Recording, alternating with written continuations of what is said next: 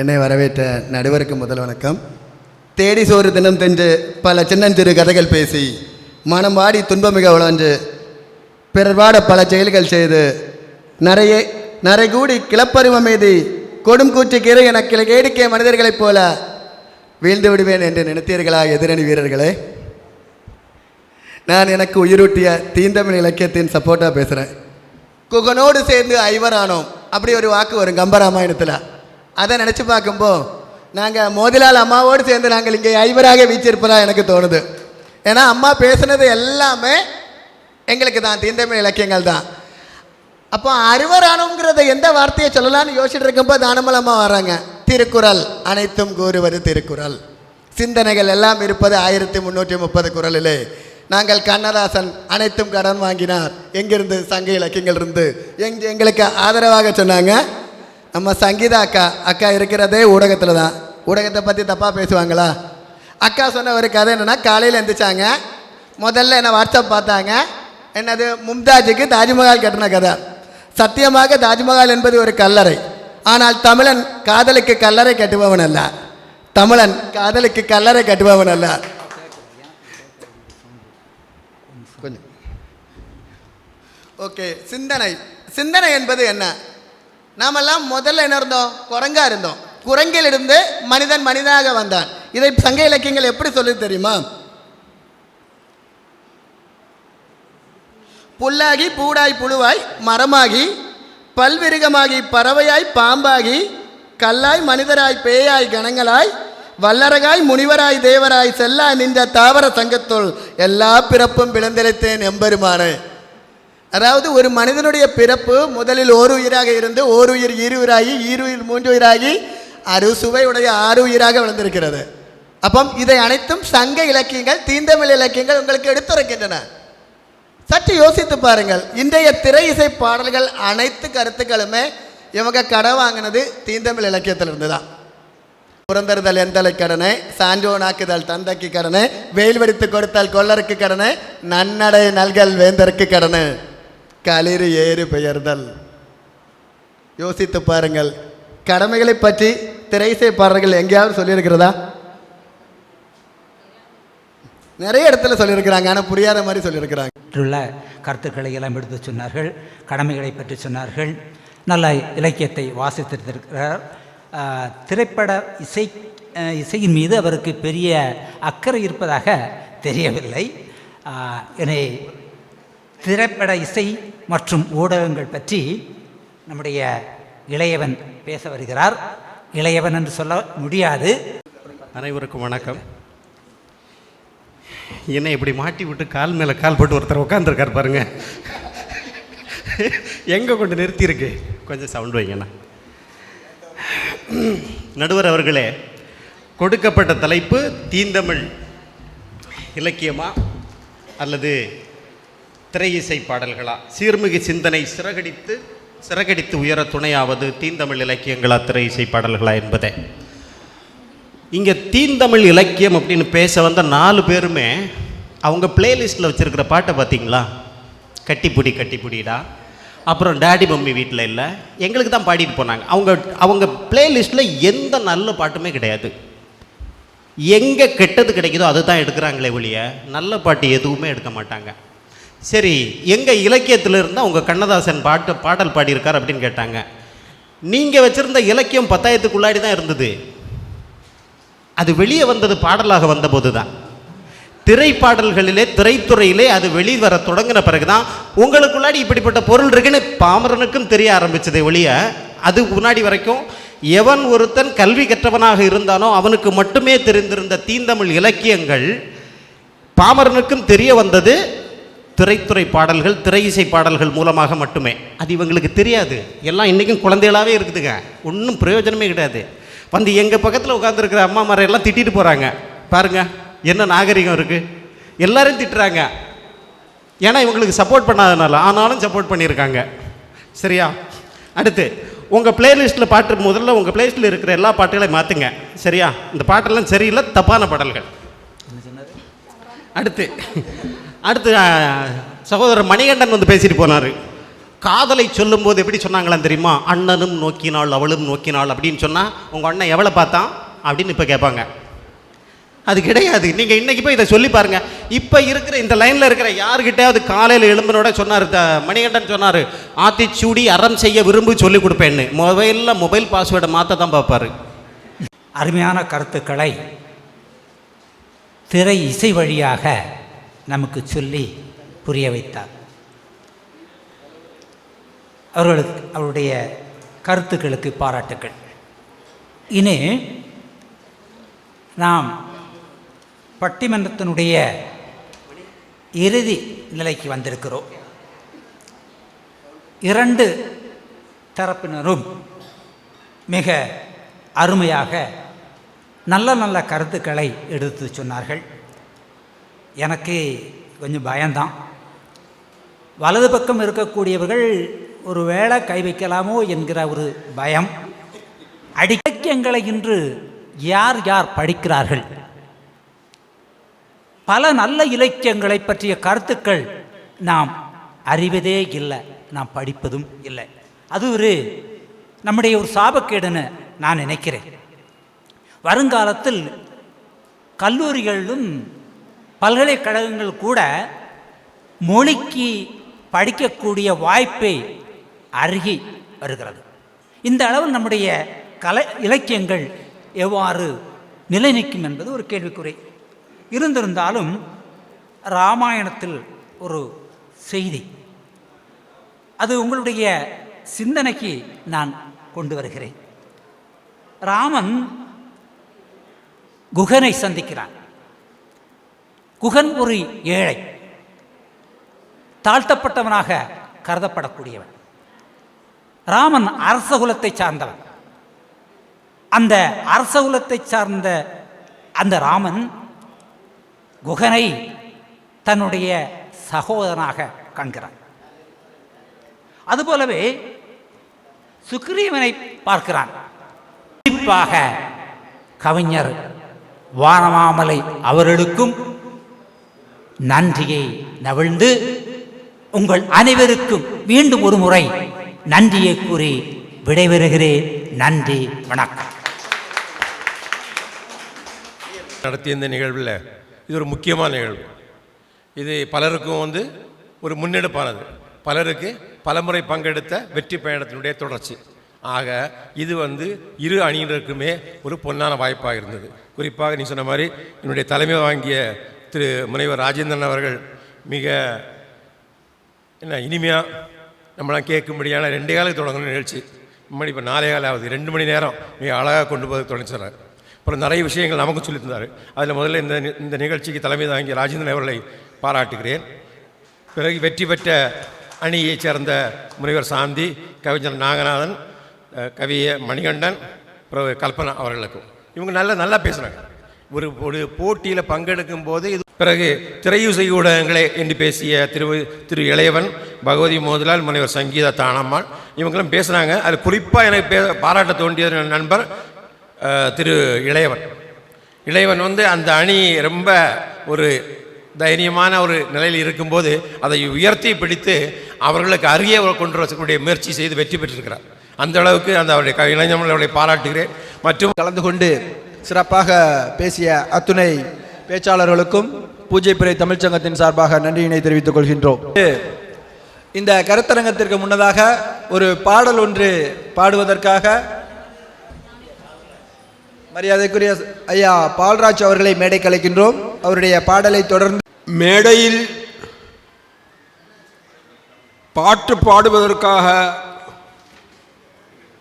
திரு வானுவாமலை அவர்கள் 2 நாட்களுக்கு முன் நீங்கள் கட்டாயம் வர வேண்டும், பாட்டு பாட வேண்டும் என்று சொன்னார்.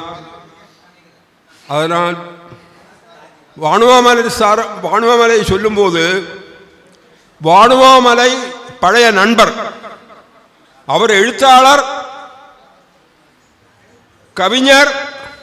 ஒரு விஷயம் மாத்திரம் உங்களுக்கு தெரியுமான்னு தெரியாது, அவர் நாடக நடிகன். நாடக நடிகன் வச்சா, நாடக நடிகன் சொன்னா சிரிப்பு நடிகர், நகைச்சுவை நடிகர். நாங்கள் பல நாடகங்களில் நடிச்சிருக்கோம். நீலபத்ராவினுடைய தலைமுறைகள் நினைக்கிறேன். அதில் ஒரு போர்ஷன் நான் அப்பாவாயிட்டும் வானோமலை மகனாயிட்டும் நடித்தோம். இப்பொழுதே நீதான் வீரபாண்டிய கட்டபொம்மனோ, நீதான் ஜாக்சன் துறை என்பவரோ, எது வெகு தூரம் வந்துவிட்டீர். நட்புறவு நாடியதாக அறிந்தேன், அதனால் நானே வந்தேன். நட்பு வேண்டும், அதனால் அதற்கேற்ற நடத்தை இல்லை. கற்றுக் கொடுப்பது எங்களினம், நீ கற்றுக் கொடுக்க முயற்சிப்பது அறிவீனம். இருமாப்பு இன்னும் அடங்கவில்லை, அது என் உடன் பிறந்தது. உன் மீது குற்றம் சுமத்துகிறேன். என்னவென்று எடுத்துரைத்தால் கணக்கில் அடங்காதது. அது எண்ணிக்கை தெரியாத குற்றம். எனக்கா எண்ணிக்கை தெரியாது? அகம்பாவம் பிடித்தவனே, சொல்கிறேன் கேள். உன் நிலத்தில் விளையும் விளைச்சலுக்கு கிஸ்தி கொடுக்கவில்லை. எங்கள் பேரரசுக்கு கீழரசாக இருக்க திரைப்படம் செலுத்தவில்லை. இந்த பாக்கிக்கெல்லாம் வட்டியும் கூட கட்டவில்லை. எங்கே நிம்மதி, எங்கே நிம்மதி, எங்கே நிம்மதி, அங்கே எனக்கோரிடம் வேண்டும், அங்கே எனக்கோரிடம் வேண்டும். எங்கே மனிதன் யாரும் இல்லையோ, அங்கே எனக்கோரிடம் வேண்டும், அங்கே எனக்கோரிடம் வேண்டும். எங்கே நிம்மதி, எங்கே நிம்மதி, அங்கே எனக்கோரிடம் வேண்டும், அங்கே எனக்கோரிடம் வேண்டும். எனது கைகள் மீட்டும் போது வீணை அழுகின்றது. எல்லோரும் நலமாட நான் பாடுவேன், நான் வாழ யார் பாடுவார்? என் பாடல் நான் பாட பலராடுவார், இனி என்னோடு யார் ஆடுவார்? எல்லோரும் நலமாட நான் பாடுவேன், நான் வாழ யார் பாடுவார்? பூ போன்ற என் உள்ளம் யார் கண்டது? பொல்லாத மனம் என்று பெயர் வந்தது. பூ போன்ற என் உள்ளம் யார் கண்டது? பொல்லாத மனம் என்று பெயர் வந்தது. வழியில்லாத ஏழை இது சொன்னாலும் பாவம், என் நெஞ்சம் என்னோடு பகையானது. அருமையாக தனது நாடக அனுபவங்களை பகிர்ந்து அதோடு ஒரு அழகான பாடலையும் பாடிய திரு பால்ராஜ் அவர்களுக்கு மகமாத நன்றியை தெரிவித்துக் கொண்டு அதோடு அவரை இங்கு மேடையில் கௌரவிப்பதற்காக நமது தமிழ் பூஜப்பறை தமிழ் சங்கத்தின் செயலாளர் முனீஸ்வரன் அவர்களை அன்புடன் அழைக்கின்றோம்.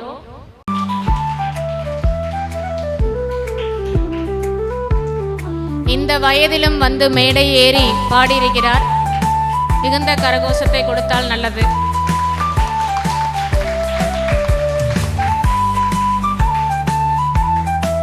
நிகழ்வின் அடுத்தபடியாக கருத்தரங்கம் ஆரம்பமாக சற்று தாமதமானாலும் கூட நமக்கு எப்பொழுதுமே பார்த்தீங்கன்னா எந்த நிகழ்விலும் முன்னோடியாக நாம் யாரை போற்றுவோம்?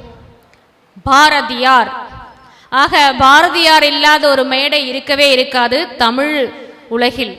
அந்த வகையில் பாரதியார் பாடல் ஒன்றை பாட வருகிறார் குமாரி கிருஷ்ணவேணி அவர்கள். அனைவருக்கும் என் முதற்கண் வணக்கம். இன்று நான் பாரதியார் பாடல் பாட வந்துள்ளேன். தன்னன்ன நானே தானன்னே தன தன்னன்ன நானே தானன்னே தன்னன்ன நானே தானன்னே தன தன்னன்ன நானே தானன்னே. செந்தமிழ்நாடே நம் போதினிலே இன்பத்தேன் வந்து பாய்து காதினிலே. செந்தமிழ்நாடே நம் போதினிலே இன்பத்தேன் வந்து பாய்து காதினிலே. எங்கள் தந்தைய நாடென்ற பேச்சினிலே ஒரு சக்தி பிறக்குது மூச்சினிலே. எங்கள் தந்தைய நாடென்ற பேச்சினிலே ஒரு சக்தி பிறக்குது மூச்சினிலே. வேதம் நிறைந்த தமிழ்நாடு, உயர் வீரம் சிரிந்த தமிழ்நாடு. வேதம் நிறைந்த தமிழ்நாடு, உயர் வீரம் சிரிந்த தமிழ்நாடு, நல்ல காதல் புரியும் மரம்பரை போலில கண்ணியர் சொந்த தமிழ்நாடு, நல்ல காதல் புரியும் மரம்பரை போலில கண்ணியர் சொந்த தமிழ்நாடு. செந்தமிழ்நாடெனும் போதினிலே இன்பதேன் வந்து பாய்து காதினிலே எங்கள் தந்தை நாடென்ற பேச்சினிலே ஒரு சக்தி பிறக்குது மூச்சினிலே. கருத்தரங்கம் கருத்தரங்கம் என்று அழைத்துவிட்டு காக்க வைத்துக் கொண்டிருக்கிறார் அல்லவா? கருத்துக்கள் கொஞ்சம் தாமதமாகவே கொடுக்கலாம் என்று அடுத்ததாக பார்த்தீங்கன்னா பட்டிமன்றத்தில் பங்கு பெற்றவர்களுக்காக சிறப்பு செய்தும் தருணமாக இருக்கிறது.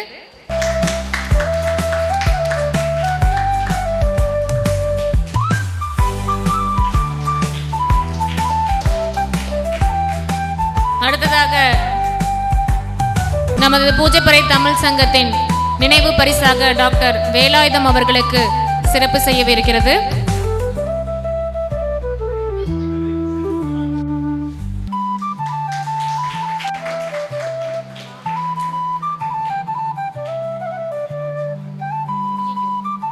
அடுத்ததாக இன்றைய பட்டிமன்றத்தில் சிறப்பாக வாதாடி இன்றைய தீந்தமிழ் இலக்கியங்களே என்ற பட்டிமன்ற நடுவர் தீர்ப்பில் வெற்றி பெற்ற முனைவர் பா சாந்தி அவர்களை அன்புடன் மேடைக்கு அழைக்கின்றோம்.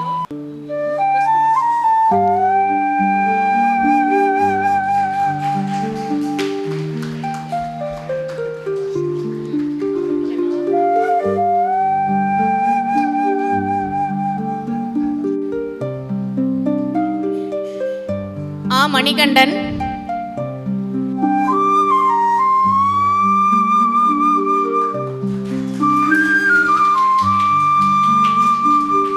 பன்முக ஆளுமை பெற்ற விருது பெற்ற கல்பனா ஜெயராம் அவர்களை அழைக்கின்றோம்.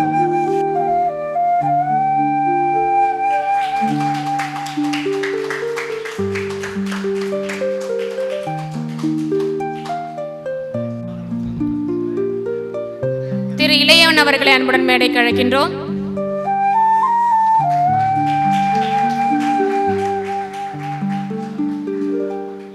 திருமதி பகவதி மோதிலால் அவர்களை அன்புடன் மேடைக்கு அழைக்கின்றோம்.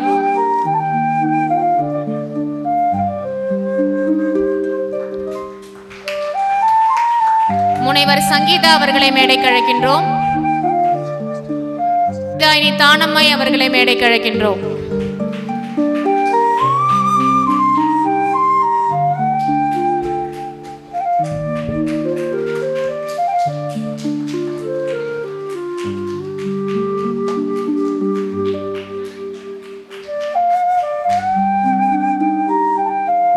பின்துணையமாக இருந்த முனைவர் மோதிலால் அவர்களுக்கு சிறப்பு செய்கின்றோம்.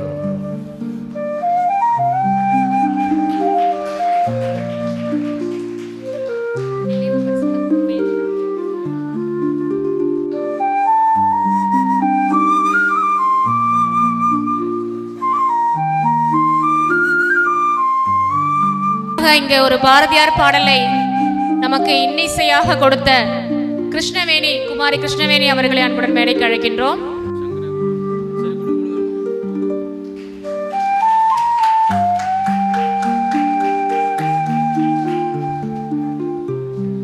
அடுத்ததாக பாவம் ரொம்ப நேரமா காக்க வச்சுட்டு இருக்கோம், எங்களை எப்படா மேடை கூப்பிடுவாங்கன்னு சொல்லி மாணவ செல்வங்கள் இங்க ஆவலோடு இருக்காங்க.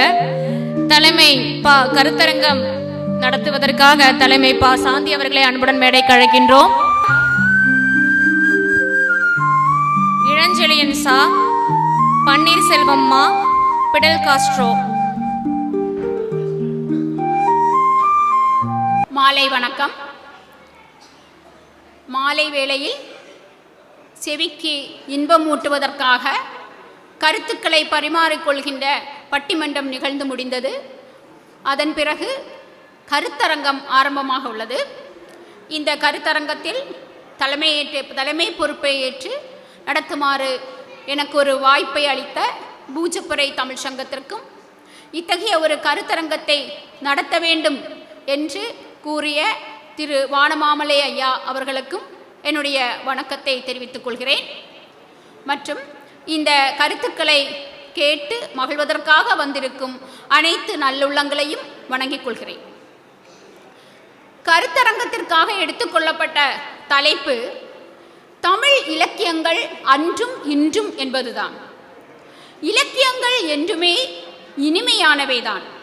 அதை நாம் நுகரும் அடிப்படையில் தான் நம்முடைய இனிமை அமர்ந்திருக்கிறது. நாம் எவ்வாறு அதை எடுத்துக்கொள்கிறோம்? சற்று முன் விவாத அரங்கிலே நாங்கள் சொன்னது இதுதான். இலக்கியங்கள் தான் நம்முடைய சிந்தனையை தூண்டுகின்றன இருக்கிறார்கள். ஒவ்வொரு கட்டுரைகளையும் முத்தாய்ப்பாக அமைந்துள்ளன. சங்க இலக்கியங்கள் குறித்தும் நவீன இலக்கியங்கள் குறித்தும் சிற்றிலக்கியங்கள் என பல்வேறு இலக்கிய வகைமைகளை பொருட்டாக எடுத்துக்கொண்டு ஆய்வு கட்டுரைகளாக இந்த ஆய்வாளர்கள் தந்துள்ளார்கள். அவர்களுக்குரிய தலைப்புகளை மிக சுருக்கமாக கையில் வைத்துக் கொண்டிருக்கிறார்கள். 10 நிமிடத்தில் அவர்கள் அதை முடித்துக் கொள்வார்கள் என்று உங்களுக்கு நான் வாக்குறுதி அளிக்கிறேன். முதலில் என்னுடைய கட்டுரையினுடைய தலைப்பு போர் குறித்த நாவல்களில் பெண்கள் நிலை. நாம் அனைவரும் இன்று ஒரு போர் சூழலில் தான் கடந்து வந்திருக்கிறோம். ஒரு வாரம் முன்னர் கூட நாம் போர் சூழலில் தான் இருந்தோம், இப்பொழுதும் இருக்கிறோம். ஒரு அச்சுறுத்தல் நமக்கு இருந்து கொண்டே தான் இருக்கின்றது.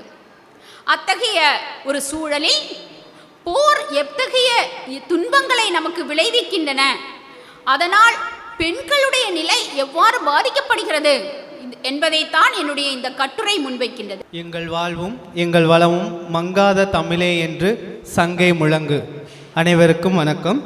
என்னுடைய தலைப்பு ஆசிய ஜோதி உணர்த்தும் பௌத்த சிந்தனை. முதலாவதாக பூஜ்யபுர தமிழ்ச்சங்க 75 ஆண்டான பவள விழாவில் இந்த ஒரு வாய்ப்பை எனக்கு தந்ததற்காக அவர்களுக்கு நன்றியை தெரிவித்துக் கொள்கிறேன். அத்துடன் மேடையில் நடுவராக வீட்டிற்கும் எனது நெறியாளர் அம்மா அவர்களுக்கும் பணிவான வணக்கங்களை தெரிவித்துக் கொள்கிறேன். சபையில் வீட்டிற்கும் சான்றோர்களுக்கும் பேரறிஞர்களுக்கும் அறிவாளர்களுக்கும் எல்லாருக்கும் எனது வணக்கத்தை தெரிவித்துக் கொண்டு என்னுடைய ஆய்வை தொடங்குகிறேன். பார்த்தோம் சொன்னால் ஆசிய ஜோதி உணர்த்தும் பௌத்த சிந்தனை. ஆசிய ஜோதின்னு சொன்னால் லைட் ஆஃப் ஏஷியா அப்படின்னு சொல்லக்கூடிய ஒரு ஆங்கில நூல். அந்த நூலை எட்வின் அர்னால்ட் என்பவர் ஆங்கிலத்தில் எழுதியிருக்கிறார். அதை தமிழில் மொழிபெயர்த்தவர் நமக்கு எல்லாருக்கும் தெரிந்த கவி சக்கரவர்த்தின் என்று அழைக்கப்படுகிற கவிமணி தேசிய விநாயகம் பிள்ளை ஐயா அவர்கள் அதை தமிழில் மொழிபெயர்த்திருக்கிறாங்க. இதை ஆசியாவின் ஜோதி என்றும் பெருந்துறவு என்றும் இந்நூலை அழைக்கப்படுகிறார்கள். அதாவது ஆசியாவின் ஜோதின்னு சொன்னால் இந்த ஆசிய நாடுகளுக்கே ஒரு வெளிச்சமாக விளங்கக்கூடியதாக இதை சொல்லப்படுகிறது. இதை மொழிபெயர்க்கும் போது, அதாவது மூல நூலை பார்த்து தான் தழுவல் நூல் மொழிபெயர்க்கப்பட்டிருக்கும். ஆனால் இந்த தழுவல் நூல் எப்படி இருக்குதுன்னா, மூல நூலை காட்டிலும் அதிக சுவை தரக்கூடிய நூலாக இந்த தழுவல் நூல்கள் அமைந்திருக்குது என்றே சொல்லலாம். ஏனென்றால் கவிமணி அவர்கள் எழுதிய நடைகளை பார்க்கும்போது மிக சிறப்பாக எளியவர்களுக்கும் புரியும் வகையில் நல்ல விதத்தில் அவர் கையாண்டிருக்கிறாரு. அதுக்கப்புறம் நம்ம பார்த்தோம்னா கவிமணியை பற்றி உங்களுக்கு எல்லாருக்கும் தெரியும். தேரூரில் பிறந்தவர். அவருடைய சிறப்பு என்னன்னு சொன்னால், அவர் எழுதக்கூடிய எல்லா படைப்புகளும் எல்லாருக்கும் புரியும். மிக தெளிவாகவும் எளிமையாகவும் கவிமணி கூறியிருக்கிறார் என்பதை மிக அழகாக கூறினார். ஆசைதான் மனிதனுடைய அனைத்து துன்பங்களுக்கும் காரணம் என்பதை மிக எளிமையாக கூறியிருக்கிறார் என்பதை நன்றாகவே பதிவு செய்துள்ளார். அனைவருக்கும் வணக்கம். ஆய்வு கட்டுரைக்கு எடுத்துக்கொண்ட தலைப்பு என்ன அப்படின்னா, அவ்வை குரலில் வேற்றுமைகள். இலக்கணத்தை இலக்கியத்தோடு ஒப்பிட்டு பார்க்கறது தான் என்னோட கட்டுரையாக இருக்குது. வேற்றுமைகள் அப்படின்னு சொன்னால், பெயர் சொல்லுக்கும் வினை சொல்லுக்கும் இடையே ஐ ஆல் கூ இன்னதுக்கன் அப்படின்னு உறுப்புகள் பொருளை வேறுபடுத்தி காட்டக்கூடியதான் வேற்றுமை. இப்போ கத்தி கொண்டு வந்தான் அப்படின்னு சொல்லும்போது அவன் சத்தம் போட்டுக்கிட்டே வந்தானா இல்லை கத்தியை தான் எடுத்துகிட்டு வந்தானா அப்படின்னு நமக்கு அதில் ஒரு சந்தேகம் வரும். அப்போ இதுக்கு இப்போ கத்தியை கொண்டு வந்தான் அப்படின்னு ஐ வேற்றுமையை நம்ம அங்கே கொடுக்கும்போது அவன் கத்தியை கொண்டு வந்தான் அப்படிங்கிற ஒரு பொருள் நமக்கு தெரியுது. இப்போ நம்ம ஒருத்தங்க கிட்ட ஒரு கருத்தை நம்ம வெளிப்படுத்தணும் அப்படின்னு சொன்னால், இதில் நம்ம வேற்றுமை உறுப்புகளை கையாளும் போது நம்ம அந்த பொருள் அவங்க எளிமையாக புரிஞ்சு கொள்ள முடியும். இந்த வேற்றுமை குறித்து ஒவ்வொரு தொல்காப்பியர் முதல் இப்போ தற்கால இலக்கண நூலாளர்கள் வரையும் எல்லாருமே வேற்றுமை பற்றி பேசுகிறாங்க. ஆனால் காசுமான் மட்டும் இதுலேருந்து கொஞ்சம் ஒவ்வொரு நூல்களுக்குமே மாறுபாடுகள் இருக்குது. இந்த மாறுபாடுகள் என்ன அப்படின்னு சொன்னால் அந்தந்த காலத்தில் தோன்றியிருக்கக்கூடிய இலக்கிய நூல்களில் பதிவாயிருக்கு. அந்த வகையில் தான் 14ஆம் நூற்றாண்டை சார்ந்த ஔவை குறளை வந்துட்டு நான் எடுத்துக்கொண்டு அதில் தொல்காப்பியர் சொல்லக்கூடிய இருக்க வேற்றுமைகள் வந்திருக்கா அப்படிங்கிற பார்க்கக்கூடியதான் இந்த ஆய்வு கட்டுரை. சங்ககால புலவரான ஔவையார் இல்லாமல் இவர் வந்துட்டு சமய புலவர், சோழ காலத்தை அடுத்து வந்த புலவர் இந்த ஔவையார். இவங்க எழுதியிருக்கக்கூடிய ஔவை குறளில் 310 குறள்கள் இருக்குது, 3 பிரிவாட்டு கொடுத்துருக்காங்க. இதில் நான் ஃபஸ்ட்டு பிரிவில் இருக்கக்கூடிய ஒரு 100 குறள் பாக்களை எடுத்து அதில் வேற்றுமை உறுப்புகளை பார்த்துருக்கேன். ஒரு வேற்றுமை உருபுமே வந்துட்டு ஒவ்வொரு பொருள் நிலைகளின் போது தான் தோன்றும் அப்படிங்கிறது தொல்காப்பியரோட கருத்து. அப்போ இதில் இப்போ 2ஆம் வேற்றுமையை எடுத்துட்டால் 28 பொருள் நிலைகளை சொல்லியிருப்பாரு. அதே போல் ஒரு வேற்றுமைக்குமே பொருள் நிலைகளை தொல்காப்பியர் கொடுத்துருக்காங்க. இப்போ இந்த ஃபஸ்ட்டு பிரிவு வந்துட்டு வீட்டு நரிப்பால், இந்த ஔவை குறளில் ஃபஸ்ட்டு பிரிவு வீட்டு நரிப்பால்.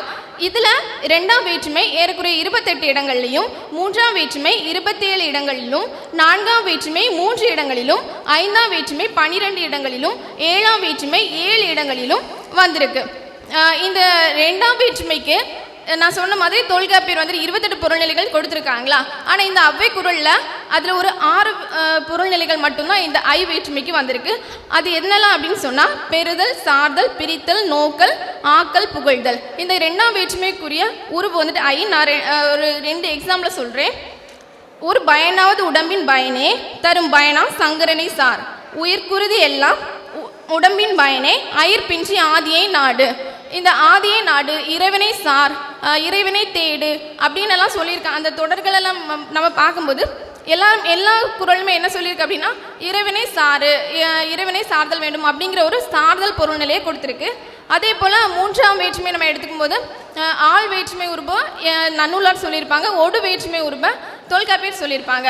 அந்த தொல்காப்பியர் அதனோடு எந்த ஒருவினை கிளவி, அதனோடு எந்த வேறுவினை கிளவி அப்படின்னு சொல்லிட்டு பொருள் நிலைகளை சொல்லியிருப்பாங்க. கட்டுரை வாசிப்பது என்பது கடினம். ஆனால் அத்தகைய அந்த தொல்காப்பியர் கூறிய வேற்றுமை எங்கெல்லாம் பயன்பட்டிருக்கின்றன, அந்த வேற்றுமை வருகின்ற பொருள் என்னென்ன பொருள்களில் வரும் என்பதையும் அதன் மயக்கத்தையும் மிக தெளிவாக குறிப்பிட்டிருக்கிறார். அன்னாருக்கு பாராட்டுக்கள். அடுத்ததாக தமிழ்துறை ஆய்வாளரான இளஞ்செழியன் அவர்கள். அனைவருக்கும் வணக்கம். இன்றைய நாள் நமது சகோதர தேசத்தில் இழைக்கப்பட்ட அநீதியின் நினைவு நாள். அன்றைய நாளில் இன்றைய தமிழ்ச் சங்கத்தின் 75வது ஆண்டு வெற்றிகர விழாவையும் சேர்த்து நினைவு கூறுவது ஒரு மிகச்சிறந்த நாளாக கருதுகிறேன். இப்படி ஒரு நிகழ்வில் பேச அனுமதி அளித்திருக்கும் இந்த நிகழ்வின் தலைமை பொறுப்பாளர் பேராசிரியர் சாந்தி அம்மா அவர்களுக்கும், நிகழ்வின் ஒருங்கிணைப்பாளர்களுக்கும், இந்த அவையில் வீற்றிருக்கக்கூடிய அனைவருக்கும் முதற்கண் வணக்கத்தை தெரிவித்துக் கொள்கிறேன். இன்றைய நிகழ்வுக்கு எடுத்துக்கொண்ட தலைப்பு தமிழ் இலக்கியங்கள் அன்றும் இன்றும். இந்த தலைப்புக்கு ஏற்ற மாதிரி நான் எடுத்துக்கொண்ட தலைப்பு என்னன்னா, தமிழ் இலக்கியங்கள் அன்று அப்படின்னு பேசினாலே நமக்கு தெரியும் சங்க இலக்கியமான 8 தொகை 10 பாட்டு. தமிழ் இலக்கியங்கள் இன்று அப்படின்னா இன்றைக்கு எழுதப்படுகின்ற இக்கால இலக்கியங்கள் வரைக்கும் அதை சொல்ல முடியும். அப்படி இருக்கும்போது இன்றைக்கு நம்ம கூட வாழ்ந்து கொண்டு வருகின்ற ஒரு எழுத்தாளரான மனோஜ் குரூர், அவர் ஒரு மலையாள எழுத்தாளர்.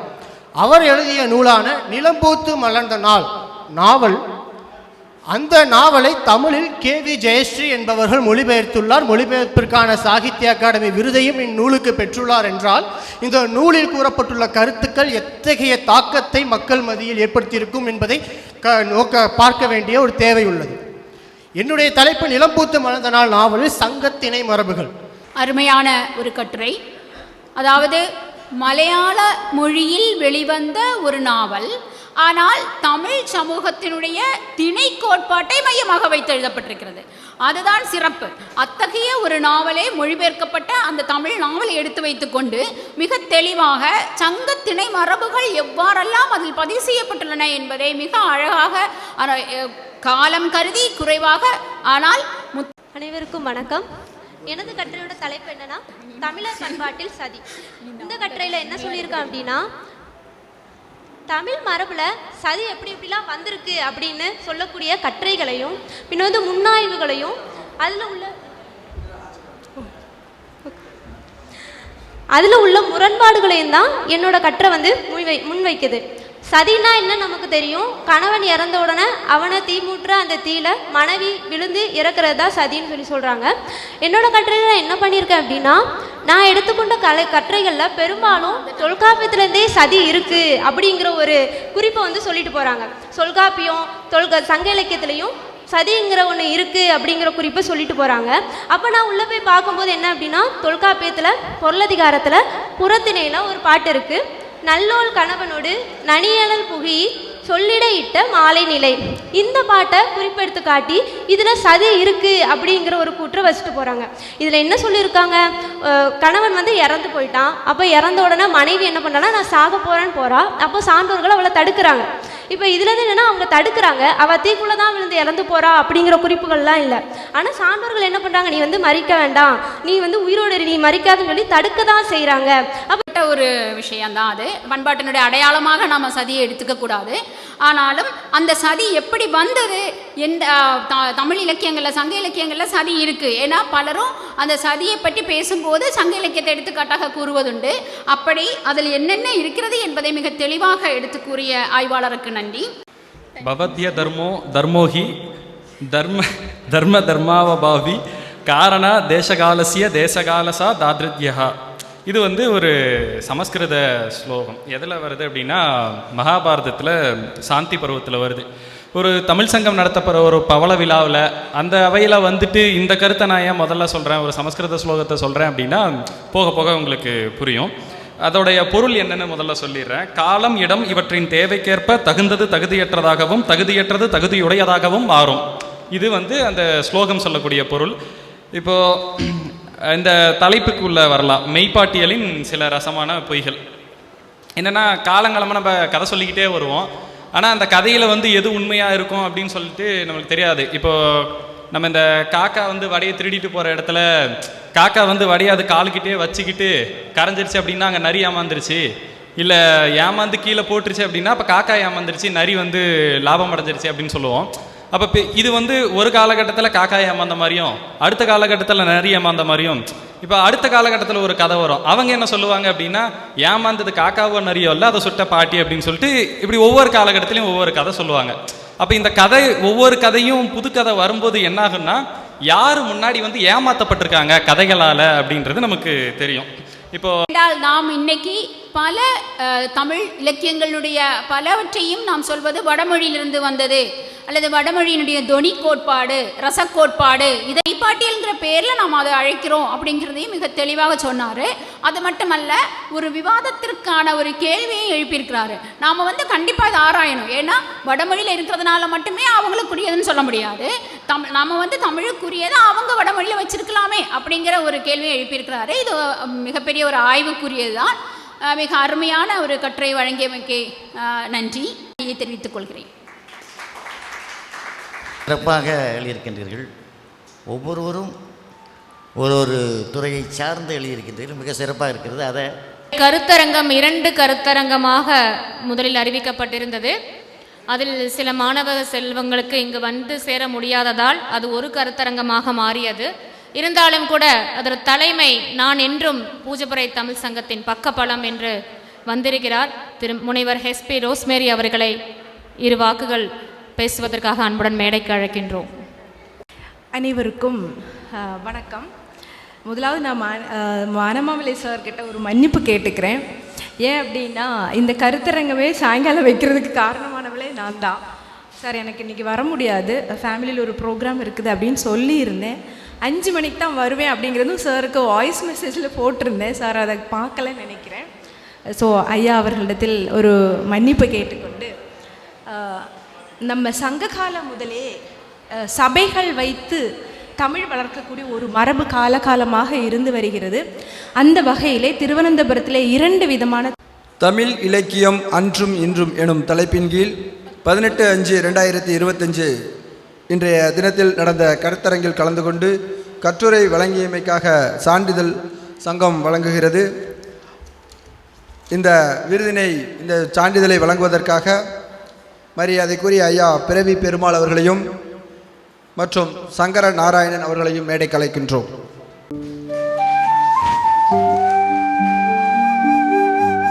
அடுத்ததாக முனைவர்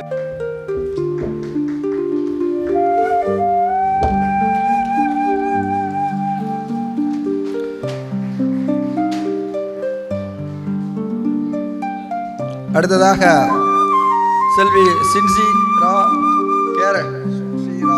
கேரள பல்கலைக்கழகம் அவர்களுக்கு நற்சான்றிதழை மரியாதைக்குரிய ஐயா சங்கரநாராயணன் வழங்குவார்கள்.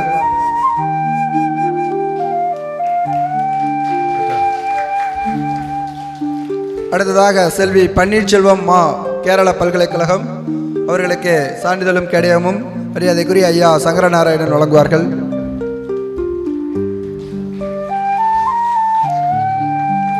அடுத்ததாக திரு இளஞ்செழியன் சா கேரள பல்கலைக்கழகம் அவர்களுக்கு சங்கரையா அவர்கள் கேடயமும் சான்றிதழும் வழங்குவார்கள். அடுத்ததாக திரு தினேஷ் பா பல்கலைக்கழக கல்லூரி பாளையத்திலிருந்து அவருக்கு சங்கரையா அவர்கள் இந்த நற்சான்றிதழையும் கேடயத்தையும் வழங்குவார்கள். அடுத்ததாக திரு பிடல் காஸ்ட்ரோ மு அவர்களுக்கு மரியாதைக்குரிய ஐயா வானமாமலை அவர்கள் இந்த நற்சான்றிதழை வழங்குவார்கள்.